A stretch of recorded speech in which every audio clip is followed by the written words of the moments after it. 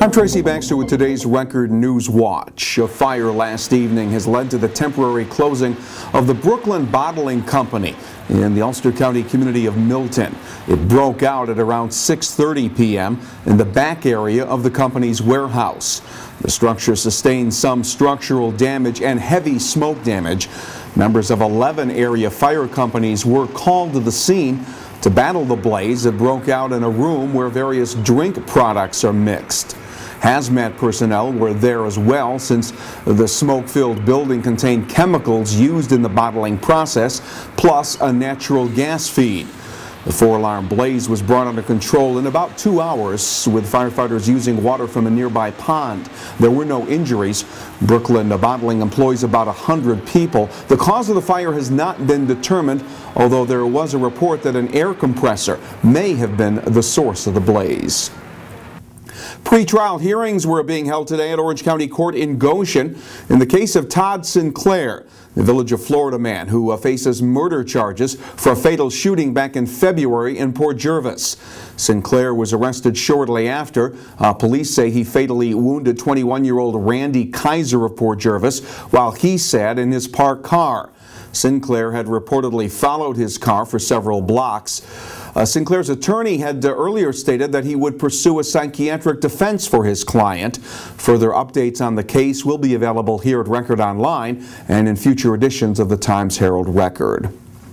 More sadness at Menacing Valley High School today in the wake of word that a second teenager died of injuries suffered in a two-vehicle crash last Tuesday evening in the town of Deer Park. 16-year-old Christian Thomas of Westtown, the driver of one of the cars, died at Westchester Medical Center.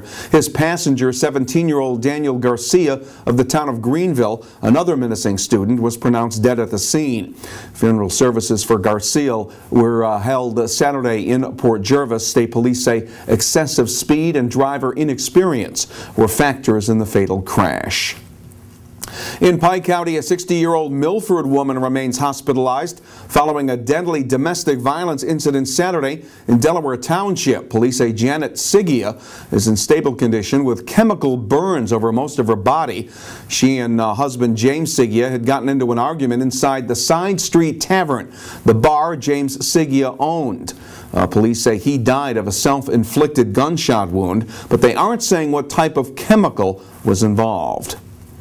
For motorists traveling down Route 211 in the town of Wallkill Sunday, it's become a familiar sight this time of year. People affiliated with a number of area churches lined the roadway for their annual anti-abortion protest.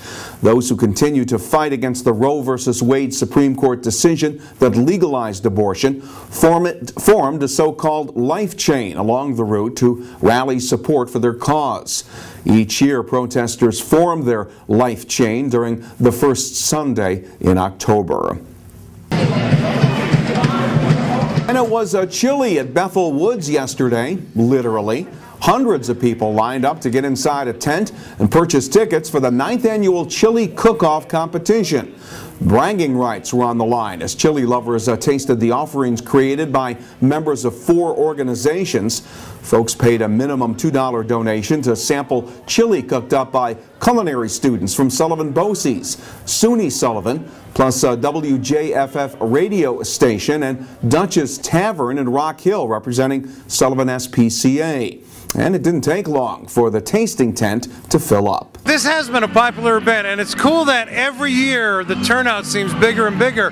But when there's a day today when the weather is threatening, to still see this kind of a turnout, that shows you what a great event this is. The 4 organizations split the cook-off proceeds, and tasters got the chance to vote on their favorite. The culinary instructor at Sullivan Bosse's did divulge to us his team's secret chili ingredient. Love. Love. Love. Absolutely. As I tell them, that's always a secret ingredient. You got to care about what you're doing. Apparently, love is all you need, because the chili makers at Sullivan Bosse's ended up being the top vote getters.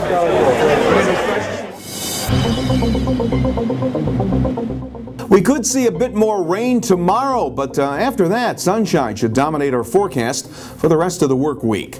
Tomorrow will be mostly cloudy with a chance of a passing shower. The highs will reach the mid-60s. Wednesday will be mostly sunny with temperatures getting back up around 65 degrees. Get a complete wrap-up of all the day's events by picking up tomorrow's Times Herald Record, and when news breaks, you will find it here at Record Online. For Record Newswatch, I'm Tracy Baxter.